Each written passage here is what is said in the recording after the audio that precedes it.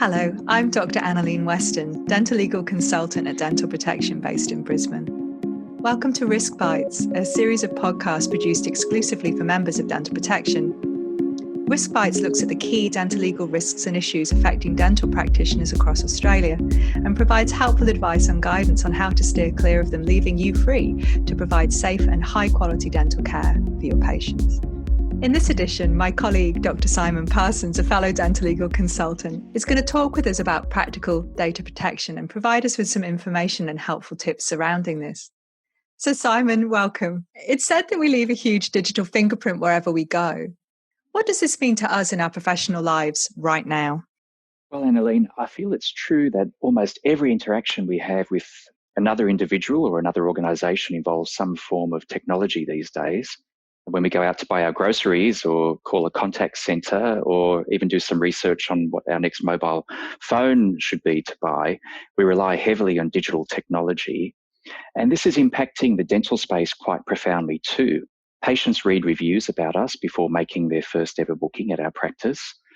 Some actually make that booking online.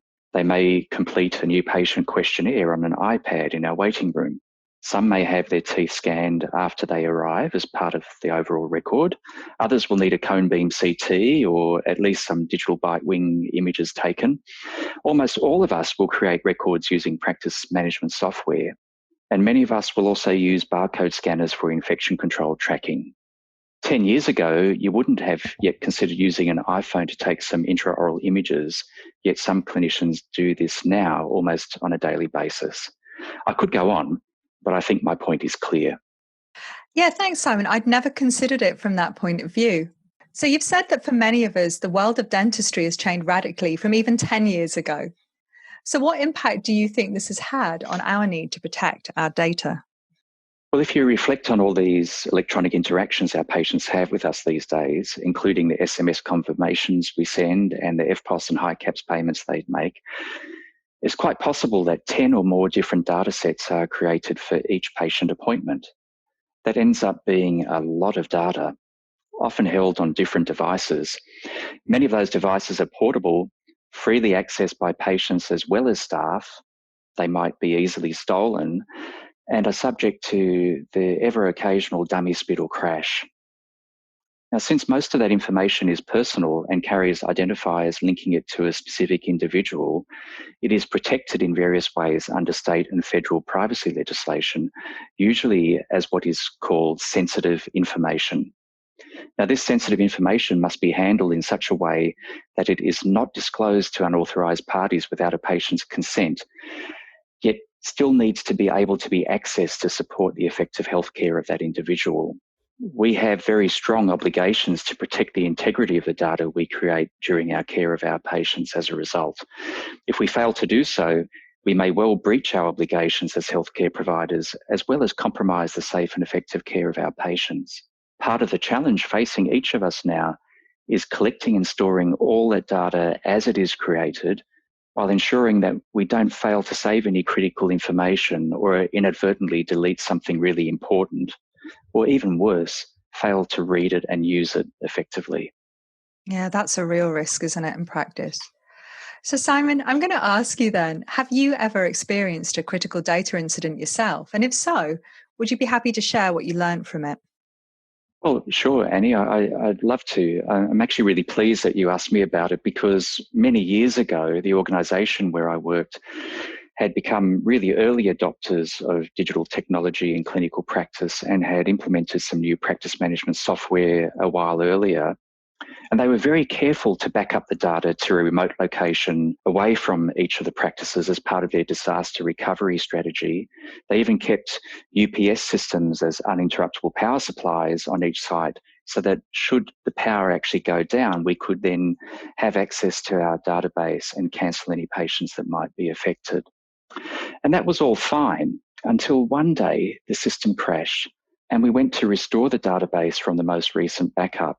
And unfortunately, what we found was that most of that data had somehow become corrupted. It showed up as gigabytes on a drive and looked okay superficially, but those gigabytes were actually useless. We lost around 3 weeks of patient data, And it meant changes to our procedures for many months to come as we sought to restore that lost information about the care that we'd done in that period.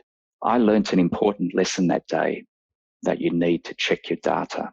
And for the same reason, I always tell clinicians attending our dental records workshops that their staff need to check every single scan of every document they make before they shred the paper document. You simply can't assume something to be right. You actually need to regularly check it.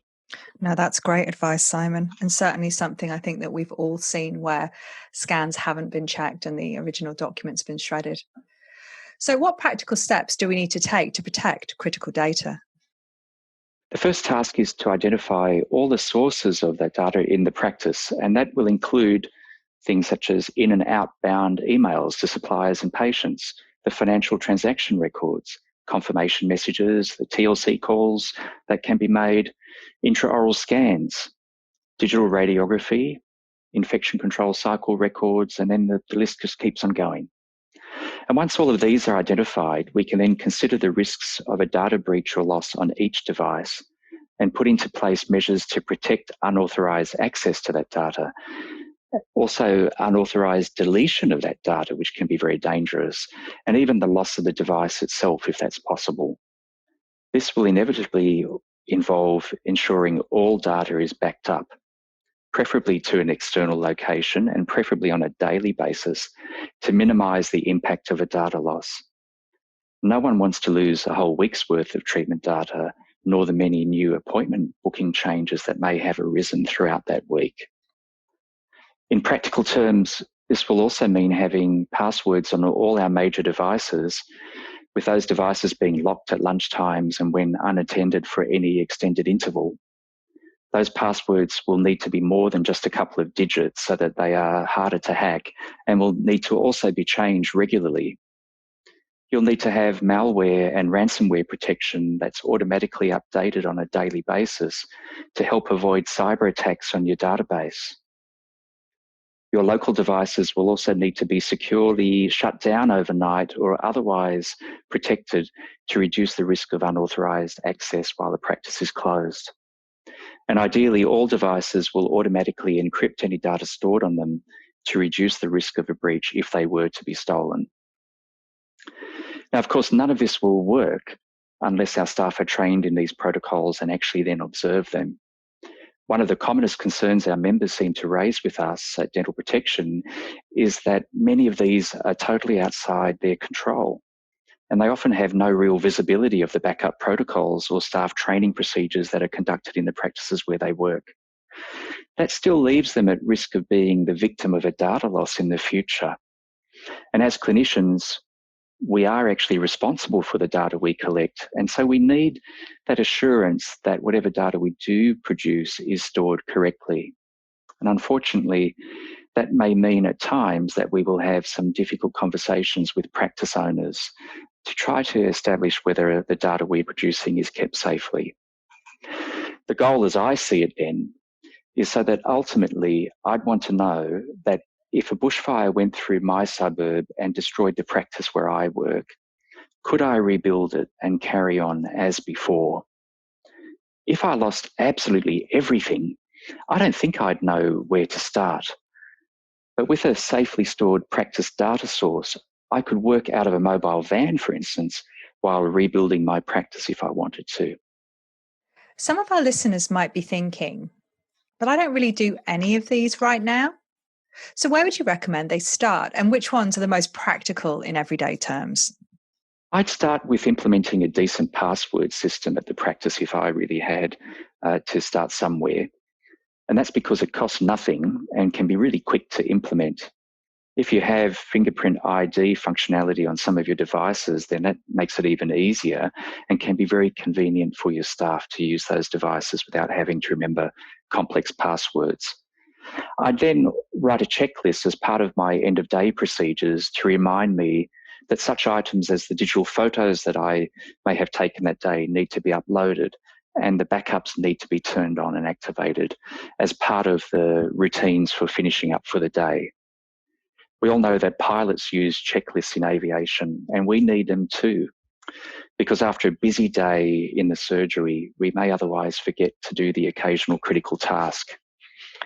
And then I'd progress to quickly implementing a robust backup regimen. And a really practical way of doing this is to have a portable hard drive, particularly one that has flash memory on it, while you're still investigating more robust options such as cloud storage. That way, you'd get a backup underway while getting a more durable offsite backup created in the future. I'd then progress to quickly implementing a robust backup regimen. I think I'd back up my data to a portable hard drive in the first instance while investigating more robust options such as cloud storage. But that would at least give me some backup protection in the meantime. And I'd take that backup drive with me on my way home. I'd also ensure I would check that the actual backup is periodically working and that its integrity is intact. Thanks, Simon. Now, you mentioned the cloud, and you know that as a non-IT person, it's a concept that for somebody like me is quite difficult to grasp. So do you think that we should be worried about storing our data in the cloud? Well, certainly no solution is entirely foolproof, but the cloud is probably the most convenient means of storing a backup and has the added advantages of being encrypted while the information is stored, as well as being able to be accessed remotely from a variety of different locations if need be. Provided the cloud storage option was located in a reputable country and satisfied our local privacy regulations, I wouldn't be too concerned about it. I'd be a lot more concerned about not having a backup at all. Thanks, Simon, for explaining that. That content's incredibly relevant to all dental practices across Australia. And thank you all for listening. We do hope this podcast was helpful to you, and we look forward to speaking with you again in the future. Goodbye.